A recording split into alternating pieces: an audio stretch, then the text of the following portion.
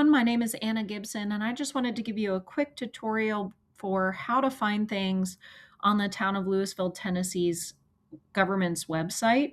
There's a plethora of information, but it does take a little bit to understand how to navigate to see it. So if you're not familiar with the Town of Louisville, Tennessee's website, you can just pop it into your search, your favorite search tool, and you will see it's actually www.louisvilletn.gov, and that will take you to our town's website. Now, primarily on this first page, I tend to ignore it. I don't really see a lot of value in it personally. A lot of this information is really just updates. So sometimes I do look at the live feeds. I think this is connected actually to Facebook. So usually you will see the Facebook posts here. But I primarily use the website to look for documents. So there's two sections. There's one documents up here, and there's this little explore feature, and you could go down to documents here too. Once you click on documents, you'll be routed to this document file folder structure. So this is where I get the majority of information that I post about the town of Louisville. So all this is available really to anyone, but you just need a little bit of guidance for where to look for the information.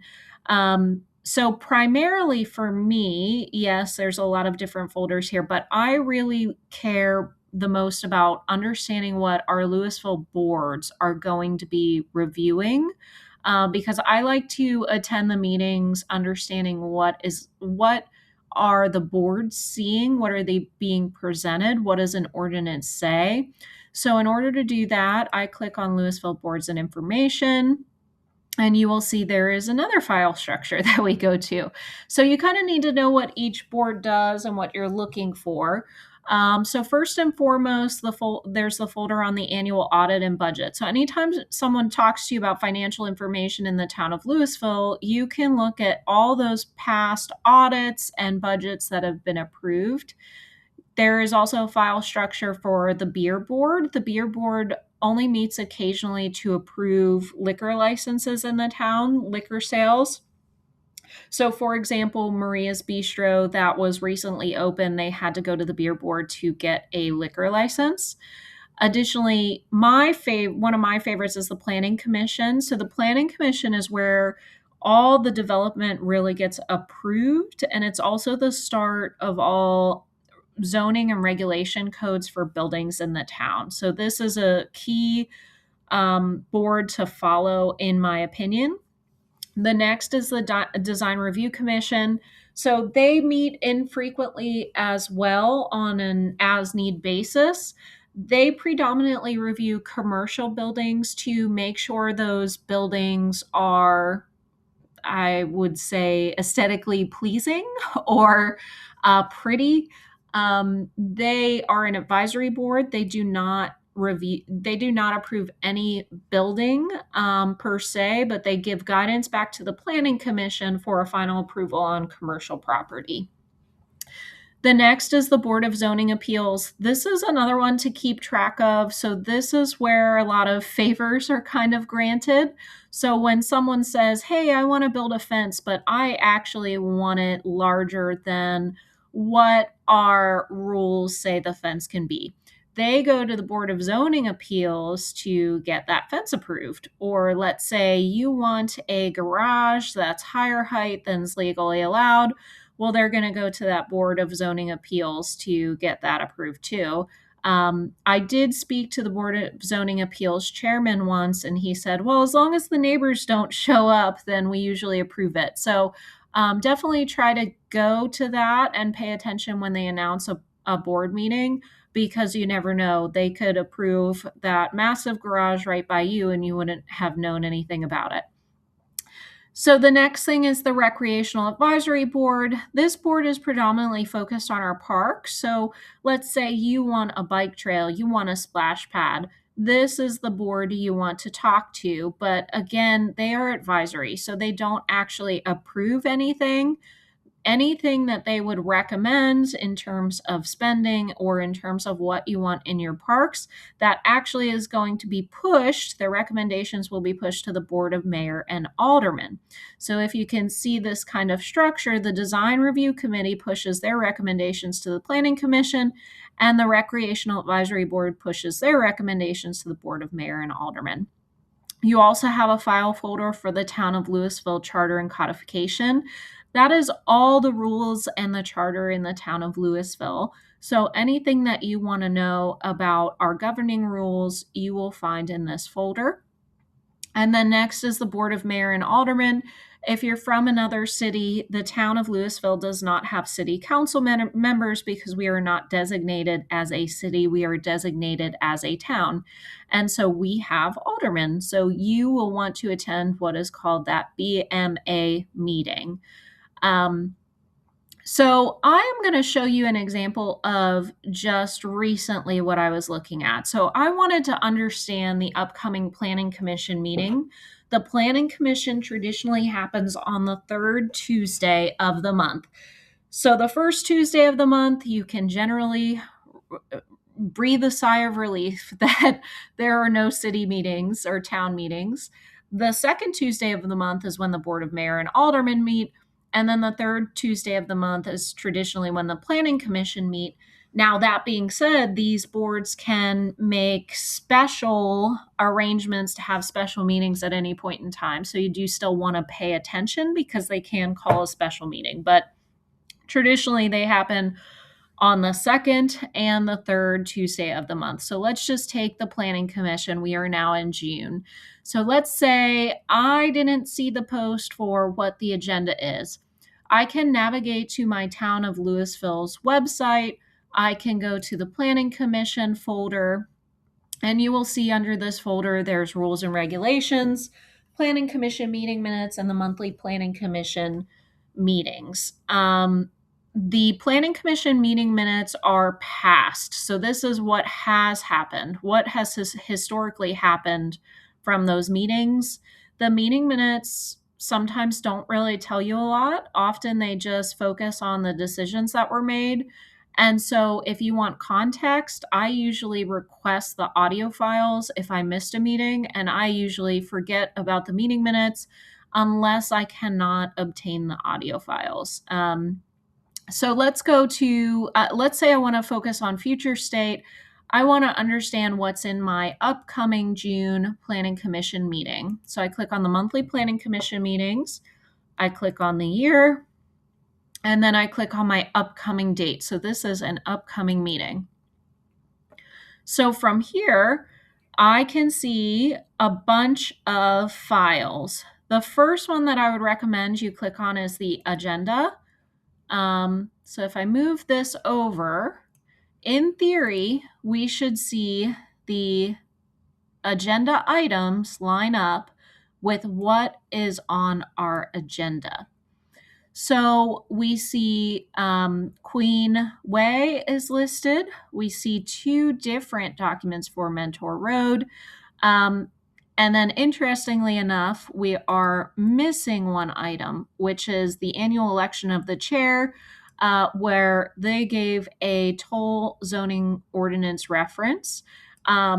It's probably normal that this ordinance wouldn't show up in this file structure, but one thing I will caution you on is sometimes something will be on the agenda and they will not have a file over here conveniently. So you want to double check to make sure all the files you need are listed there. If they're not, you can call the office and say, hey, you're missing this file. I want to know what it is. And they should upload it. Sometimes I reach out to my Board of Mayor and Aldermen or Planning Commission and say, hey, you know that this, let's say Mentor Road wasn't listed. I will say, hey, you know Mentor Road isn't on there, and they will usually call their office and help get it added. But now let's just take, for example, this toll zoning ordinance. Let's say I want to double check this. It says it's the annual election of the chairman. So let's just fact check this agenda. So let me take this agenda item and I'm going to go back to my documents and my file structure. So there's two things that this could be. It could be in the zoning ordinance, which it does make a zoning ordinance reference, or it could be in the codification. So I actually checked the codification first, found this arbitrary code, and then someone reminded me about the zoning ordinance. So I had to go find the zoning ordinance. So let's just go do that together. So now I'm back to the main documents folder. And I am actually going to click on the building and codes. And then from here, there is adopted codes, but I do not believe that's the right folder. I think you need to go to permit application and zoning information.